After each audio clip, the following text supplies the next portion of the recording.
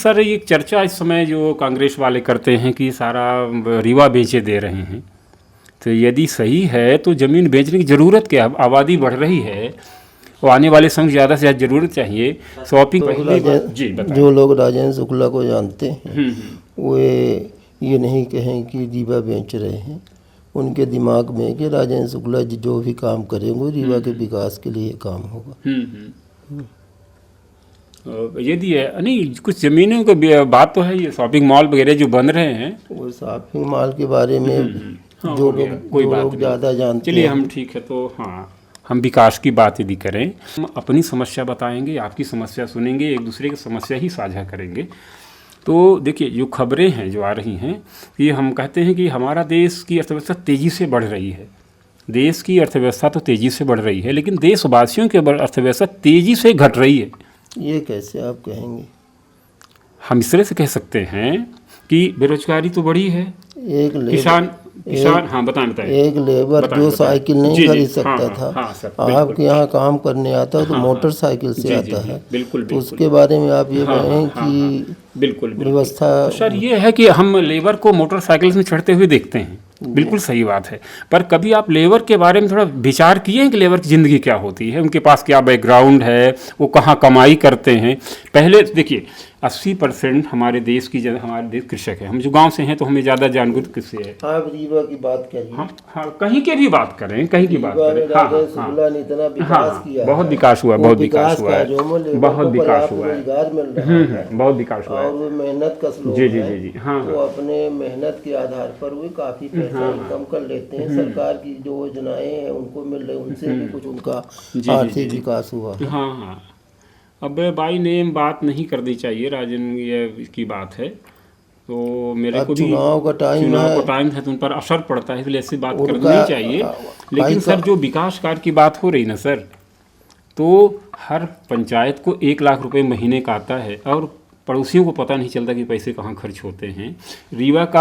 रीवा में कहते हैं कि एशिया का सबसे बड़ा सोलर प्लांट लगा है रीवा में, एशिया का। और गांव में आप चले जाइए, खंभे नहीं हैं, किसानों के घर खेत में खंभे नहीं हैं, बिजली की तार भी है तो फैलाया हुआ, कभी कट नहीं रहता। 3 फेज तो लोग भूल गए। तो जो आम आदमी की समस्या को लेकर के कभी कोई नेता चलता, हमें नाम लेके बात नहीं करनी चाहिए, हम केवल नेता की बात करें। क्या नेता कोई चाहता है कि कोई हमसे पढ़ा लिखा आदमी हमारे सामने आए? आम जनता के लिए नेता ने क्या सार्वजनिक ओवर ब्रिज बनना, 4 व्हील बनना, 4 लेन बनना, बिल्कुल सही बात है। पर हम जो चर्चा करने हैं सर से बात करेंगे, जो हमारे सवाल मैं लेके आया हूँ, रीवा जिले में प्राइमरी स्कूलें 3000 हैं और माध्यमिक स्कूलें पहुँच तो 300 के आसपास हो जाती हैं। हमारे संविधान में साफ साफ लिखा है कि हाई स्कूल तक के बच्चों को हम निःशुल्क और अनिवार्य शिक्षा देंगे। जब आपके पास स्कूलें नहीं हैं तो या कि फिर उनको दे दीजिए, हर प्राइवेट स्कूलों की फीस आप दीजिए। तो आप तो पहले तो गैर कानूनी काम कर रहे हैं, या आप नहीं चाहते हैं कि हमसे भी पढ़ा लिखा आदमी सामने आए?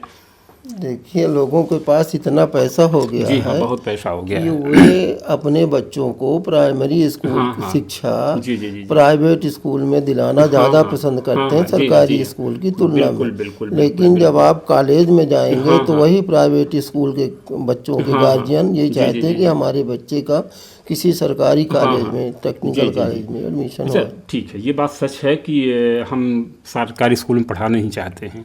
आप ये बताइए कि जो प्राइवेट स्कूल संचालक होता है अपनी स्कूलों को लग्जरी 5 स्टार जैसे बना के रखता है, और सरकारी स्कूलों में तो हमें तो नहीं लगता ठीक ठाक कुर्सी होती है टीचरों को बैठने के लिए, नहीं, और बच्चे वहाँ जो बैठते हैं। ये जब से सर्व शिक्षा अभियान के तहत स्कूलें बनी तब से स्कूलों में इस तरह की समस्या नहीं है। हमें अपनी रीवा सिटी की कोई स्कूल बता दीजिए, हम जाकर वहाँ देख लेंगे रविवार के दिन। आप गोड़हर चले जाइए, आप यहीं दुबारी चले जाइए, आप गोविंदगढ़ चले जाइए, जहाँ जहाँ स्कूलें थी तो कोई रेयर बच गई हो स्कूलों में बिल्डिंग व्यवस्था, कुर्सियाँ, ये शौचालय करीब सभी स्कूलों में आज की। सर हमारे बगल में तो सिर्फ मोरचौराहा में एक स्कूल है, बजरंग गेट के बगल में हम देखते हैं।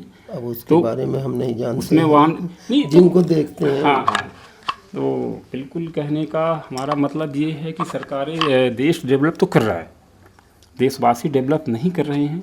जो आपने मजदूरों की बात की, तो मजदूरों की बहुत बुरी स्थिति है। मैं बहुत अच्छे से जानता हूँ।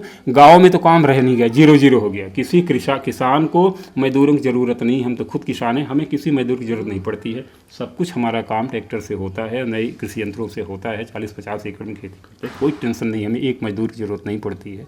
देखिए खेती का और एक ज़माना था कि 30-35 आदमी काम करते थे। खेती का काम बिना लेबर के नहीं हो सकता, चाहे जितनी मशीन आप अच्छा सर, लेबर कहाँ काम पड़ता है? खेत जोतते हैं, रोटावेटर चलाते हैं, उसकी खरपतवार काटते हैं, फिर बुवाई करते हैं, फिर हम कटाई करते हैं, फिर हम मिजाई करते हैं। लेबर की जरूरत कहाँ पड़ गई? मशीन के साथ ड्राइवर के रूप में लेबर की जरूरत पड़ती है। जी हाँ। पहले जहाँ 25 काम करते थे हमारे खेत में, हम देख रहे थे 10-12 माने तो कम से कम कितना काम होता था। हर व्यक्ति को जरूरत पड़ती थी। एक एकड़ खेत में 10-15 मजदूर घुसते थे ना, तो 10 रोज काम करते थे, तब निराई गुड़ाई करते थे। आज एक बार स्प्रे मारा, सारी कहानी खत्म हो गई। जब जो काम उनका 10 दिन में होता था, तो मशीन से उनका 2 घंटे में हो जाता। नहीं तो लेबर काम तो नहीं रह गया। और जहाँ बात है बेरोजगारी की, तो आप फुटपाथ पर जाइए, आदमी जाए। हम ये नेतागिरी की बात नहीं हटाएंगे, हम शर्मा जी का नाम नहीं लेंगे। बीजेपी मेरे लिए सबसे मैं जब भी अब किसी पार्टी से बात करता हूँ तो सबसे पहले ये कहता हूँ कि जो काम वर्तमान में हुए हैं, बीजेपी सरकार ने किए हैं, वो अब ये सब्जेक्ट का हिस्सा बन जाएगा। सबको पढ़ना पड़ेगा। 370 राम जन्मभूमि, ट्रिपल तलाक, ये सबको पढ़ना पड़ेगा। इनके सवाल आएंगे, IAS IPSC पर पूछा जाएगा। ये बहुत बड़ी बड़ी घटनाएं हैं, बहुत बड़े बड़े काम हुए हैं। लेकिन सर हाँ बताएं। कुछ कामों में लोगों ने इतनी पारदर्शिता कर दी, जैसे कर्मचारी चयन वाले। जी हाँ। कर्मचारी चयन वाले में जो बाद में ये नियुक्ति बीजेपी के शासनकाल में हुई, उनके ऊपर हुआ जिसका तू ही नहीं कह सकता कि हम जुगाड़ से करा दिए। वो सारा चार्ट में उन्होंने निकाल दिया कि आपकी ये क्वालिफिकेशन, आपकी ये नाम। तो कुछ पारदर्शिता दूसरे सरकारों की अपेक्षा इन लोगों ने ज़्यादा की। और बेरोजगारी इतनी ज़्यादा है साहब, ये उच्च वर्ग है, ब्राह्मण क्षत्रिय के लड़के चाहें, उनके घर में उनकी बीवी बच्चे बोलेंगे पिताजी लाओ आज 100 रुपये, तो बोला हाँ बेटा मैं निकलता हूँ, कमा के लाऊंगा 100 रुपये। कहाँ से 100 रुपये कमा के दे सकता है? बताइए क्या करे कि वो 100 रुपये सुबह निकले, शाम को 100 रुपये घर के लेके जाए? कौन सा काम बता दें हमें आप? देखिए जो सामान्य वर्ग का आदमी वो 100 रुपये कमाने के चक्कर में नहीं है। तो 1000, 10,000, 1 लाख रुपए 100 रुपये की कमाई को तो कमाई की उसमें मानता ही नहीं। हमारा तो हम तो 100 नहीं कमा पाते। मैं तो 5 साल से 1 रुपये नहीं कमाता हूँ। और सर दुनिया के सारे काम जानता हूँ, सब कर सकता हूँ, कहाँ से पैसे? मान लीजिए बेरोजगारी, एक बेरोजगार लड़के का पिता बीमार होता है, तो अगर आवश्यकता पड़े तो नागपुर दवाई कराने ले जाता है। सरकार के पैसे से नहीं ले जाता, कहीं ना कहीं व्यवस्था करता है। तो अगर इतनी बड़ी बेरोजगारी के कारण उसके पास दिक्कत होती तो कहीं सर सोर्स बताएं। नौकरी चाकरी तो है नहीं सर।